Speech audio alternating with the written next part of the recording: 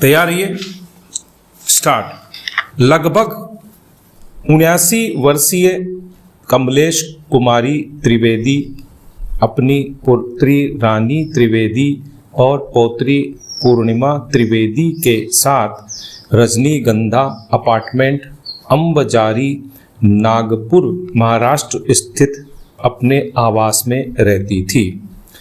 रानी त्रिवेदी एक शिक्षिका थी, अतः वह प्रातः 7:20 बजे घर से निकल जाती थी और देर शाम घर लौटती थी। पूर्णिमा एमए की छात्रा थी, इसलिए वह प्रातः 10 बजे घर से निकल जाती थी और वह दोपहर बाद घर लौटती थी। अतः दिन की अधिकांश अवधि में कमलेश कुमारी घर में अकेली रहती थी।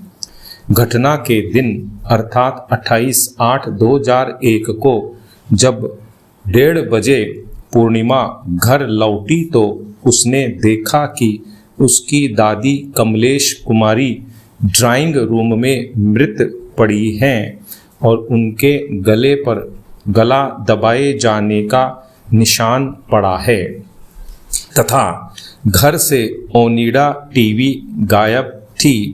उसने तत्काल अपने पड़ोसी राय साहब और बलीराम को सूचित किया, जिन्होंने घटना स्थल पर पहुंचकर पुलिस को सूचित किया।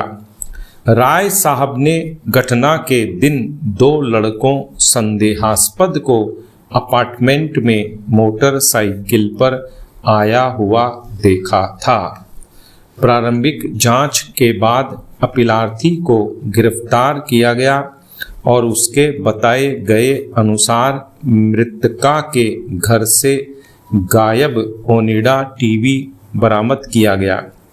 विचारणोपरांत सत्र न्यायाधीश नागपुर ने निर्णय एवं आदेश दिनांक 26/2/2003 के द्वारा अपीलार्थी को भारतीय दंड संहिता की धारा 302 सपठित धारा 34 के अंतर्गत दोष सिद्ध एवं चूक खंड एवं 1500 रुपये के जुर्माने के साथ आजीवन कारावास के दंड तथा धारा 392 सपठित 34 के अंतर्गत दोष सिद्धि पर चूक खंड सहित 1000 रुपये जुर्माने के साथ 3 वर्ष के सश्रम कारावास का दंड दिया।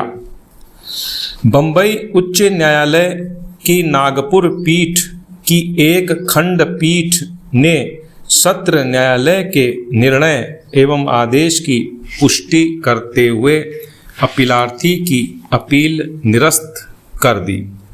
अतः अपीलार्थी ने यह द्वितीय अपील उच्चतम न्यायालय में प्रस्तुत की।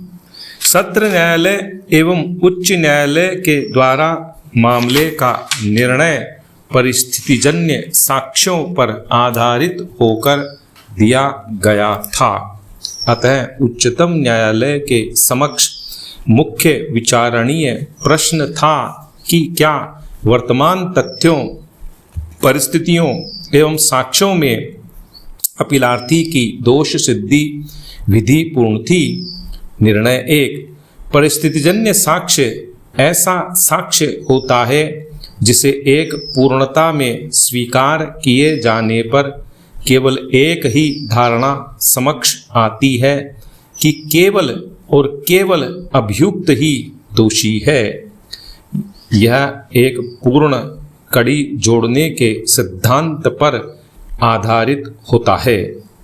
यदि परिस्थितियां साक्ष्यों द्वारा पूर्णतः स्थापित है जो अभियुक्त की दोषिता को परिकल्पित करती हैं और वे प्रकृति और प्रवृत्ति में निर्णायक है तथा साबित किए जाने वाले तथ्यों को छोड़कर शेष बातों को अपवर्जित करती हों और साक्ष्यों की कड़ी इस प्रकार जुड़ती हो कि अभियुक्त ने ही उक्त अपराध किया है, तब परिस्थितिजन्य साक्ष्य पर अभियुक्त को दोष सिद्ध किया जा सकता है। शरद बिरधी चंद शारदा बनाम महाराष्ट्र राज्य और मनोज कुमार बनाम उत्तराखंड राज्य। 2, इस मामले में पूर्णिमा त्रिवेदी ने घटना का विस्तृत विवरण दिया है और राय साहब के साक्ष्यों से अपीलार्थी की घटना स्थल पर उपस्थिति स्थापित है, जिसकी पुष्टि भी अन्य साक्षियों के साक्ष्यों से हुई है। मृतका के घर से ओनिडा टीवी, चांदी का एक सिक्का और 200 रुपये भी गायब थे।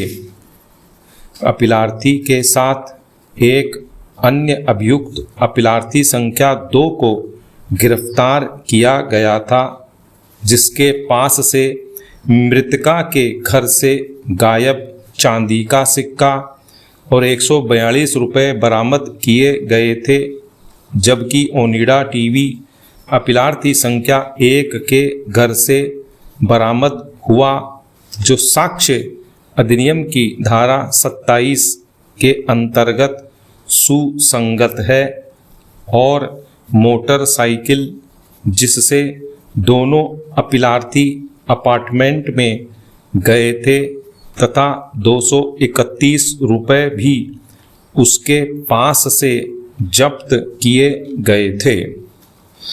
इन जब्ती को अन्य साक्ष्यों से भी स्थापित किया गया है। मेडिकल रिपोर्ट में मृतका की मृत्यु का कारण गला दबाए जाने से परिणामित दम घुटने से बताया गया है। अतः मृतका की मृत्यु भारतीय दंड संहिता की धारा 299 में यथा परिभाषित एक मानव वध है। विराम।